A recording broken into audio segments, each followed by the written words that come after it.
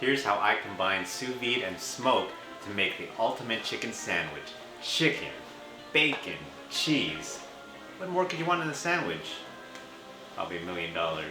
But I can't give that to you. What I can guarantee you is a delicious chicken sandwich. Check this out.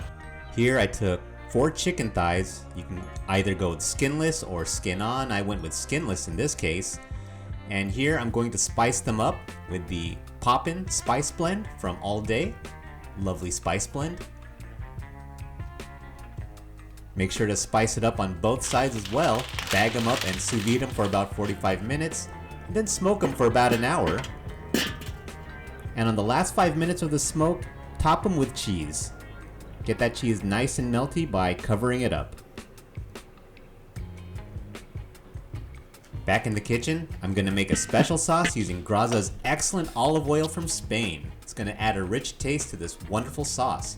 Here I'm gonna add some oil, juice of a lemon, spices,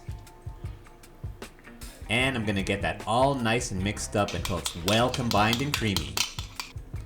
Once that's all mixed together, go ahead and top your bread with sauce, tomatoes,